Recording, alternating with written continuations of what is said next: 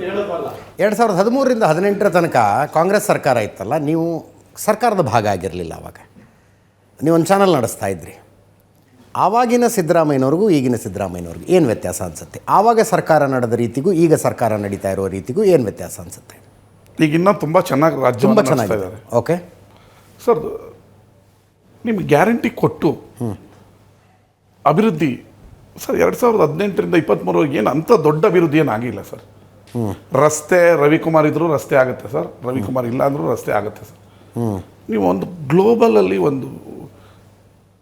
ಒಂದು ಸ್ಟ್ರಕ್ಚರ್ ಕೊಡೋದಿದೆಯಲ್ಲ, that is important. Voice ಇಲ್ದವ್ರಿಗೆ ವಾಯ್ಸ್ ಕೊಡ್ತಾರೋ ಸಿದ್ದರಾಮಯ್ಯ. ಅಭಿವೃದ್ಧಿ ಎಷ್ಟು ಕೋಟಿ ಕೆಲಸಗಳು ನಡೀತಾ ಇದೆ ಸರ್. 224 ಕ್ಷೇತ್ರದಲ್ಲಿ ಅಭಿವೃದ್ಧಿ ಆಗ್ತಾ ಇದೆ ಸರ್. ಸುಮ್ಮನೆ ಹೇಳ್ಬೋದು ಸರ್. ಈಗ ನಾನು ಇವತ್ತೊಂದು ಬೆಳಿಗ್ಗೆ ಸರ್ ಒಂದು ಊರಿಗೆ ಬಂದಿದ್ದೀನಿ ಸರ್. ಅವ್ರಿಗೆ 40 ವರ್ಷ ಆಗಿತ್ತು ಒಂದು ರೋಡ್ ಸರ್, ಮಲಯನ್ ದೊಡ್ಡಿ ಅಂತ, ಟಾರ್ ರೋಡ್ ಹಾಕ್ಕೊಟ್ಟಿದ್ದೀನಿ ಸರ್. ರವಿಕುಮಾರ್ ಇದ್ರು ಆಗುತ್ತೆ, ಇಲ್ಲದಿದ್ರು ಹೇಳ್ತೀನಿ ಒಂದು ನಿಮಿಷ ಸರ್. 55 ಕೋಟಿ ರೂಪಾಯಿದು ಚಾನಲ್ ನೀರು ಹೋಗೋದನ್ನು 50 ವರ್ಷ ಆದ್ಮೇಲೆ ಮಾಡಿದ್ದೀನಿ ಸರ್. 5 ಲಕ್ಷದ ಒಂದು ಮೋರಿ ಆಗಿರಲ್ಲ ಸರ್. ಅದನ್ನು ಕೇಳ್ತಾ ಇರ್ತಾರೆ ಜನ. ಅಂದರೆ ಏನು ಮಾಡಿದ್ರು ಕೂಡ ಕೇಳ್ತಾನೆ ಇರ್ತಾರೆ ಸರ್. ಅದು ಎಂಡ್ಲೆಸ್. ಇವತ್ತು ನಾನು ಭಾಷಣದಲ್ಲೂ ಬಂದೆ ಅಲ್ರಿ, ಬೆಳಗ್ಗೆ 8 ಗಂಟೆಯಿಂದ ನಿಮ್ಮ ಜೊತೆಗಿದ್ದೀನಿ, ಬಂದ್ರ ತಿಂಡಿ ತಿಂದ್ರ ನಮ್ಮೂರಿಗೆ ಬಂದ್ರ ಅಂತ ಕೇಳ್ತಲ್ಲ. ಅಣ್ಣ ಮೋರಿ ಅದು ಮಾಡಿಕೊಡ್ಬೇಕು, ಅದು ಪಂಚಾಯತಿ ಮೆಂಬರ್ ಮಾಡ್ಬೇಕು ಆ್ಯಕ್ಚುಲಿ. ಅಣ್ಣ ಅಲ್ರಿ ಈ ರೋಡ್ 40 ವರ್ಷ ಆದಮೇಲೆ ನೋಡ್ರಿ ನಿಮ್ಗೆ ಎಷ್ಟು ಚೆನ್ನಾಗಿ ಮಾಡಿದ್ದೀನಿ. ಈಗ ಮಾಡ್ತಾ ಇದ್ದೀನಲ್ಲ 5 ಕೋಟಿ ಇದು ನೀರು ಬರೋದು, 50 ವರ್ಷ ಮುಂದೆ ನಿಮ್ಮ ನೀರು 24 ಗಂಟೆ ಒಳಗೆ ನಿಮ್ಮ ಗದ್ದೆಗೆ ಬರುತ್ತೆ ರೀ, ಇಲ್ಲಾಂದ್ರೆ 5 ದಿನ ಕಾಯಬೇಕಾಗಿತ್ತು ಅಂತ. ಆದರೆ ಅವರು 5 ಲಕ್ಷದೇ ತಲೆಯಲ್ಲಿರುತ್ತೆ, ನಮ್ಮ ಮನೆ ಹತ್ರ ರೋಡ್ ಆಗಿಲ್ಲ. ಅಲ್ಲ, ನೀವು ಅಂದರೆ ಆ್ಯಕ್ಚುಲಿ ನೀವು ಸೀರಿಯಸ್ ಆಗಿ ಹೇಳಿದ್ರೆ 2013ರಿಂದ 18 ತನಕ ಸಿದ್ದರಾಮಯ್ಯನವ್ರ ಸರ್ಕಾರಕ್ಕಿಂತ ಈ ಸರ್ಕಾರ ತುಂಬ ಚೆನ್ನಾಗಿ ಮಾಡ್ತಾ ಇದ್ದಾರೆ, ಅದ್ರಲ್ಲಿ ನೋ ಡೌಟ್. ಯಾಕಂದರೆ KN ರಾಜಣ್ಣ ಅವ್ರು ಹೇಳಿದ ನೆನಪಿದೆ ನನಗೆ, ಮಲ್ಟಿಪಲ್ ಪವರ್ ಸೆಂಟರ್ಗಳಾಗಿರೋದ್ರಿಂದ ಸ್ವಲ್ಪ ಅಧ್ವಾನ ಆಗಿದೆ ಅಂತ KN ರಾಜಣ್ಣ ಅವ್ರು ಹೇಳಿದ್ರು. ಸಿದ್ದರಾಮಯ್ಯನವ್ರು ಕಟ್ಟರ್ ಬೆಂಬಲಿಗ 2013ರಿಂದ 18 ತನಕ ನಾನು ಸಿದ್ದರಾಮಯ್ಯನವ್ರು ಭೇಟಿಯಾದಾಗ ನಾನು ಕೇಳ್ತೀನಿ, ಎಲ್ಲಿ ಕಳೆದು ಹೋದ್ರು ಆ ಸಿದ್ದರಾಮಯ್ಯ ಅಂತ ನಾನು ಕೇಳ್ತೀನಿ ಅವ್ರನ್ನ ಅಂತ KN ರಾಜಣ್ಣ ಒಂದಿನ ಹೊಗಳ್ತಾರೆ, ಒಂದಿನ ಹಿಂಗೆ ಅಂತಾರೆ. ಏನು ನಮಗಂತೂ ಅರ್ಥ ಆಗಿಲ್ಲ ಅವ್ರು ಯಾಕೆ ಆ ಥರ ಹೇಳ್ತಾ ಇದ್ದಾರೆ ಗೊತ್ತಿಲ್ಲ. It's A good leader sir. ನೀವು ಬೆರಳೆಣ್ಣೆ ದೇವೇಗೌಡರು, ಸಿದ್ದರಾಮಯ್ಯ, ಯಡಿಯೂರಪ್ಪ ಈ ಥರದವ್ರು ಸಿಗೋದು ಅಪರೂಪ ಸರ್. ಈ ರಾಜ್ಯದ ಆಸ್ತಿ, ವಾಟ್ ಎವರ್, ಈ ರಾಜ್ಯದ ಆಸ್ತಿ. ಓಕೆ, DK ಶಿವಕುಮಾರ್ ಅವರು ಮುಖ್ಯಮಂತ್ರಿ ಆಗಬೇಕು ಅಂತ ಓಡಾಡ್ತಿದ್ದಾರೆ, ಸತೀಶ್ ಜಾರಕಿಹೊಳಿ ಅವರು KPCC ಅಧ್ಯಕ್ಷರಾಗಬೇಕು ಅಂತ ಓಡಾಡ್ತಿದ್ದಾರೆ. ಆಗಲಿ ಸರ್, ಅವರು ಆಗಲಿ, KPCC ಅಧ್ಯಕ್ಷ ಆಗಲಿ, ನೋ ಪ್ರಾಬ್ಲಮ್, ನಮ್ಮದೇನು ಇಶ್ಯೂ ಇಲ್ಲ. ಒಬ್ಬ ದಲಿತ ನಾಯಕ KPCC ಅಧ್ಯಕ್ಷ ಆಗಲಿ, is also capable, no problem. Yes, ನನ್ನ ಹೆಸರು ವಿಜಯ್ ಅಂತ ಸರ್. ಇದು ಕೈಗಾರಿಕೆಗಳನ್ನು ತರೋದು ಅದು ರಾಜ್ಯ ಸರ್ಕಾರದ ಜವಾಬ್ದಾರಿಯೋ ಅಥವಾ ಕೇಂದ್ರ ಸರ್ಕಾರದ ಜವಾಬ್ದಾರಿಯೋ ಸರ್? ಯಾಕೆಂದ್ರೆ ನೀವು HD ಕುಮಾರಸ್ವಾಮಿ ಅವರು ಕೈಗಾರಿಕೆ ತರ್ತಿಲ್ಲ ಅಂತ ಹೇಳ್ತಾ ಇದ್ದಾರೆ. ಇದು ಮಕ್ಕಳನ್ನ ಸಾಕಾದ ಅಪ್ಪನ ಜವಾಬ್ದಾರಿನ ಅಮ್ಮನ ಜವಾಬ್ದಾರಿ ಹೇಳ್ತೀನಿ. ಇದು ಅವ್ರ ಇಲಾಖೆ ಅಂಡರ್ ಅಲ್ಲಿ ಇರೋದು ಓನ್ಲಿ PSUಗಳು ಮತ್ತೆ ಅಟಾನಮಸ್ ಅದಕ್ಕೆ ಪಾಲಿಸಿ ಮಾಡೋದು ಅಷ್ಟೇ ಅವ್ರ ಕೆಲಸ. ಕೈಗಾರಿಕೆ ತರೋದು ರಾಜ್ಯ ಸರ್ಕಾರದ ಜವಾಬ್ದಾರಿ. ನೀವು ಜನರನ್ನ ದಾರಿ ತಪ್ಪಿಸುವಂತ ಕೆಲಸ ಮಾಡ್ತೀವಿ. ಆಯ್ತು, ನಾನು ಮಾತಾಡ್ತೀನಿ ರೀ, ಕೇಳಿ ಪೇಷನ್ಸ್ ಅಲ್ಲಿ. ನೀವು ಹೇಳ್ಬಿಡಿ ನಾನು ಕೈಗಾರಿಕೆ ಅದನ್ನು ಭಾಷಣದಲ್ಲೂ ಹೇಳ್ತಾ ಇರ್ತಾರೆ, ನನ್ನ ಕೈಗಾರಿಕೆ ತರೋಕ್ಕಾಗಲ್ಲ ಅಂತ. ನಾವು ಯಾಕ್ರಿ ಚುನಾವಣೆಯಲ್ಲಿ ಹೇಳ್ತೀರಾ 5 ನಿಮಿಷಕ್ಕೆ ಮೇಕೆದಾಟು ಪರ್ಮಿಷನ್ ಕೊಡಿಸ್ತೀನಿ, ನಾನು ಅಷ್ಟು ಫ್ಯಾಕ್ಟ್ರಿ ಆಯ್ತು ರೀ, ಬರೋ ತಿಂಗಳು ನಾನೊಂದು ಸಾಫ್ಟ್ವೇರ್ ಕಂಪ್ನಿ ತಂದಿದ್ದೀನಿ, ಆ ಇನಾಗ್ರೇಷನ್ ಒಂದು ನಿಮಿಷ, ಆ ಇನಾಗ್ರೇಷನ್ ಕರಿತೀನಿ ಮಂಡ್ಯದಲ್ಲಿ. ಮೊನ್ನೆ ಅಡ್ವಾನ್ಸ್ ಎಲ್ಲ ಕೊಟ್ಟು ಇಂಟೀರಿಯರ್ ನಡೀತಾ ಇದೆ. ಆಸ್ ಎ ಕಾಮನ್ ಶಾಸಕ ಒಂದು ಸಾಫ್ಟ್ವೇರ್ ಅಮೇರಿಕನ್ ಕೊಲಾಬ್ರೇಟ್ ಕಂಪ್ನಿ ತಂದಿದ್ದೀನಿ, ಮುಂದಿನ ತಿಂಗಳು ಉದ್ಘಾಟನೆಗೆ ಅವ್ರನ್ನೂ ಕರಿತೀನಿ, ಬಂದು ಉದ್ಘಾಟನೆನ ಮಾಡೋಗ್ಲಿ. ಆಗಲ್ಲ ಅಂತ ಹೇಳ್ರಿ. ನೋಡ್ರಿ, ಮೋದಿ ಸರ್ಕಾರದಲ್ಲಿ 6ನೇಯವರಾಗಿ ಪ್ರಮಾಣ ಸ್ವೀಕರಿಸಿದ ನಮ್ಮ ಕುಮಾರಣ್ಣ, ನಮ್ಮ ಹೆಮ್ಮೆಯ ರಾಜ್ಯದ ಕುಮಾರಣ್ಣ, ಮಂಡ್ಯದ ರವಿಕುಮಾರ್ ಅಲ್ಲ ರೀ, ಮಂಡ್ಯದ 100 ಯುವಕರು ಕುಮಾರಣ್ಣನಿಂದ ಏನಾದರೂ ಒಂದು ಆಗಲಿ ಒಳ್ಳೆಯದು ಅನ್ನೋ ಬಯಸ್ತಾ ಇರೋದ್ರಲ್ಲಿ ನಾನು ಒಬ್ಬ.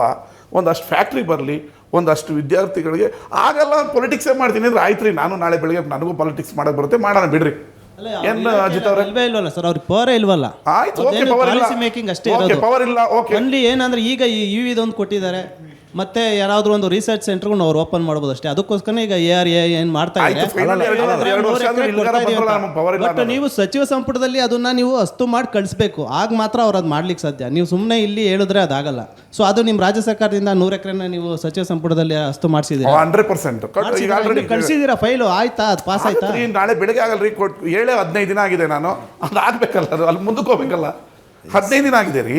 ರವಿ ಗಣಿಗ ಅವರೇ, ನ್ಯಾಷನಲ್ ಲೆವೆಲ್ನಲ್ಲಿ ಕಾಂಗ್ರೆಸ್ನ ಈ ಒಂದು ಹಿನ್ನಡೆಯನ್ನು ಹೆಂಗೆ ನೋಡ್ತೀರಿ ನೀವು ಸರ್? ಸ್ಟ್ರಾಟಜಿ ಒಂದು ಕಾಲದಲ್ಲಿ ಹೆಂಗೆ ದೇಶವನ್ನು ಆಳಿದಂಥ ಸರ್, ಅದು ಕರೆಕ್ಟ್ ಸರ್. ನೋಡಿ ಸರ್, ನಿಜಲಿಂಗಪ್ಪ ಒಪ್ಕೊಂಡವರು ಮುಂದೆ ಒಪ್ಕೋಬೇಕಾದ್ರೆ ಯಡಿಯೂರಪ್ಪನೇ ಬರಬೇಕಾಯ್ತು. ದೇವೇಗೌಡರನ್ನ ಒಪ್ಕೊಂಡವ್ರು ಕುಮಾರಸ್ವಾಮಿನ ಒಪ್ಕೊಂಡ್ಬಿಟ್ರು. ಜನ್ರೇಷನ್ ಗ್ಯಾಪ್ ಆಗಿದೆ. ಈಗ ಇಂದಿರಾ ಗಾಂಧಿ ಏನು ಮಾಡಿದ್ರು ಏನೂ ಮಾಡಿಲ್ಲ ಅಂದ್ಬಿಡ್ತಾರೆ. ಮಹಾತ್ಮ ಗಾಂಧಿ ದೇಶದ ಮಹಾತ್ಮನೇ ಅಲ್ಲ ಅಂದ್ಬಿಡ್ತಾರೆ. ನೆಹರು ಏನು ಮಾಡಲೇ ಇಲ್ಲ, ಅವ್ರು ಬರೀ ಸಿಗರೇಟ್ ಹೊಡ್ಕೊಂಡು ನಿಂತಿದ್ರು ಅಂದ್ಬಿಡ್ತಾರೆ. ಜನ್ರೇಷನ್ ಗ್ಯಾಪ್ ಆಗಿದೆ. ಈಗ BJPಯ ಮೇಲೆ ನಾವು ಫೈಟ್ ಮಾಡೋಕ್ಕೆ ಹೊಸ ಸ್ಟ್ರಾಟಜಿಯನ್ನು ನಮ್ಮ ಪಕ್ಷ ಸಿದ್ಧಾಂತನಲ್ಲ ಸ್ಟ್ರಾಟಜಿಯನ್ನು ಅಳವಡಿಸ್ಕೊಂಡ್ರೆ ಮತ್ತೆ ನಾವು ಗತವೈಭವವನ್ನು ನೋಡ್ತೀವಿ. ಮತ್ತೆ ರಾಹುಲ್ ಗಾಂಧಿಯವರ ನಾಯಕತ್ವದಲ್ಲೇ ಆಗುತ್ತೆ. ಸರ್, ರಾಹುಲ್ ಗಾಂಧಿ ಅವ್ರು ಮಾತಾಡ್ತಾ ಇರೋದು ಕರೆಕ್ಟ್ ಇದೆ. ಇವ್ರು ಏನು ಮಾಡ್ಬಿಟ್ಟಿದ್ದಾರೆ ಅಂದರೆ ಅವ್ರು ಮಾತಾಡೋದೆಲ್ಲ ಒಂಥರ ಈ ಕಾಮಿಡಿ ಥರ ಮಾಡಿಬಿಡ್ತಾ ಇದ್ದಾರೆ. ಈ ಒಂದು ಸುಳ್ಳನ್ನು 100 ಸರಿ ಹೇಳಿ ಅವರು ಎತ್ತೋ ಪ್ರಶ್ನೆಗೆ ಇವ್ರು ಉತ್ತರನೇ ಕೊಡಲ್ಲ. ಇವ್ರು ಪ್ರೈಮ್ ಮಿನಿಸ್ಟರ್ ಹೌಸ್ಗೆ ಬರಲ್ಲ ಉತ್ತರ ಕೊಡೋದಕ್ಕೆ. ಡಿಬೇಟ್ ನಾನು ಇಷ್ಟು ಜನ ಕೂತಿದ್ದಾರೆ ಅಂತ ಅಜಿತ್ ಅವರೇ, ನಾನು ಇಷ್ಟು ಜನ ಕರೆದಿ ನಾನು ಬರಲ್ಲ, ನಾನು ನಿಮ್ಮಿಬ್ಬರ ಹತ್ರನೇ ಮಾತಾಡ್ತೀನಿ ಅನ್ನೋಕ್ಕಾಗಲ್ಲ. ಪ್ರಜಾಪ್ರಭುತ್ವ ಇವ್ರ ಮನಸ್ಸಲ್ಲಿ ಏನು ಪ್ರಶ್ನೆ ಬರುತ್ತೋ, ಅವ್ರ ಮನಸ್ಸಲ್ಲಿ ಏನು ಪ್ರಶ್ನೆ ಬರುತ್ತೋ ನನಗೆ ಗೊತ್ತಿಲ್ಲ. ನೀವು ಯು ಫೈಟ್. ಬಾಂಗ್ಲಾದೇಶದಲ್ಲಿ ಹಿಂದೂಸ್ ಹತ್ರ ನೀವು ಮಾತಾಡಲ್ಲ. ನೇಪಾಳ ಎದುರಿಸ್ತಾ ಇದೆ ಬಾಂಗ್ಲಾದೇಶನ. ನೀವು ಮಾತಾಡ್ತೀರಾ? ಪಶ್ಚಿಮ ಬಂಗಾಳ ಎಲೆಕ್ಷನ್ ಡೇಟ್ ಅನೌನ್ಸ್ ಆಗಿದೆ ಸಹ ಮಾತಾಡ್ತೀರಾ? ನಾನು ಈ ದೇಶದ ಹಿಂದೂ ಆಗಿ ನನಗೆ ಕೆಲವೊಂದು ವಿಚಾರದಲ್ಲಿ ನೋವಾಗುತ್ತೆ. RS is the very strong base ಇರುವಂಥ ಸಂಸ್ಥೆ. ನೀವು ಈ ಥರ ಆದಾಗ ಮಾತಾಡೋಕ್ಕೆ ಹೇಳಿ. ಹಿಂದೂಗಳು ಹೊಡಿತಾ ಇದ್ದಾರೆ, ಆಗ ನೀವು ಮಾತಾಡಲೇ ಇಲ್ಲ. ಇನ್ನೂವರೆಗೂ ಮಾತಾಡೇ ಇಲ್ಲ. ಅದು ಕೇಡರ್ ಬೇಸ್ ಪಾರ್ಟಿ ಆಗಿದೆ, ನಿಮ್ಮದು ಲೀಡರ್ ಬೇಸ್ ಪಾರ್ಟಿ ಆಗಿದೆ. ಆ ಕಾರಣಕ್ಕೆ ಈ ಸಮಸ್ಯೆ. ನಮ್ಮದು ಕೇಡರ್ ಇರೋದಕ್ಕೆ 100 ವರ್ಷ ಬಂದಿದ್ದದು. ಸ್ವತಂತ್ರ ಹೋರಾಟದಲ್ಲೆಲ್ಲ ಭಾಗಿಯಾಗಿರೋದಕ್ಕೆ ಬಂದಿರೋದು. ಜನ್ರೇಷನ್ ಗ್ಯಾಪ್ ಆಗಿದೆ. ಬುಕ್ ಓದಬೇಕು. ನಿಮ್ಮ ಟೇಬಲಲ್ಲಿ 500 ಬುಕ್ ನೋಡಿದೆ ನಾನು. ನನಗೆ ನಿಮ್ಮ ಮೇಲೆ ಪ್ರೀತಿ ಬಂತು. ಬುಕ್ ಓದಾಗ ನಮ್ಗೆ ಇತಿಹಾಸ ಗೊತ್ತಾಗೋದು. ಬೆಳಗ್ಗೆ ಎದ್ದು 20 ಪೇಪರ್ ಓದಿದ್ರೆ ನಮ್ಗೆ ಈ ರಾಜ್ಯದಲ್ಲಿ ಏನಾಗಿದೆ ಅಂತ ಗೊತ್ತಾಗೋದು. ನಾವೇನಿಲ್ಲ, ಯಾರೋ ಹೇಳ್ದವನೋ ಇಲ್ಲ ಫೋನಲ್ಲಿ ಹೇಳ್ದವನೋ ವಾಟ್ಸಪ್ಪಲ್ಲಿ ನೋಡಿದ್ದು ಕೇಳೋಕ್ಕೋದ್ರೆ ಅರ್ಧಂಬರ್ಧ ಆದಂಗೆ ಆಗುತ್ತೆ. ಇಲ್ಲಾಂದರೆ ನಿಮಗೆ ಸ್ಕೆಲಿಟಿನ್ ಇದ್ದ ದೇಶಕ್ಕೆ ರೈಲು, ಬಿಲ್ಡಿಂಗ್ಗಳು, ಡ್ಯಾಮ್ಗಳು ಹೆಂಗೆ ಬಂತು? ಹೌದು, ಮೋದಿ ಅವರು ಮಾಡ್ತಾಯಿದ್ದಾರೆ. ನಾನೇನು ಬರ್ಬಾದ್ ಮಾಡಿಬಿಟ್ಟಿದ್ದಾರೆ ಅಂತೆಲ್ಲ.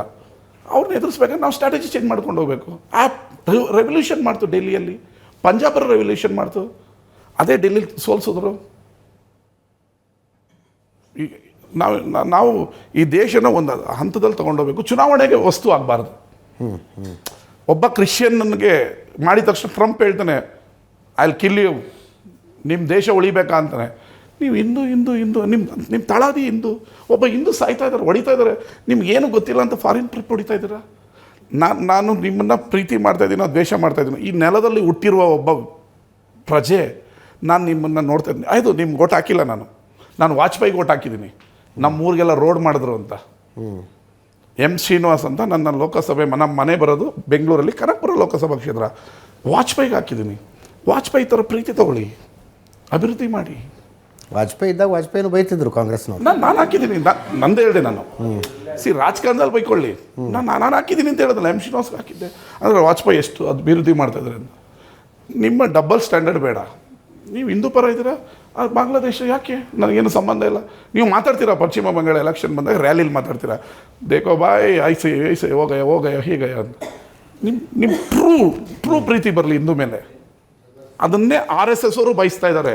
ಅವ್ರಿಗೆ ಹೇಳೋಕ್ಕಾಗ್ತಾಯಿಲ್ಲ.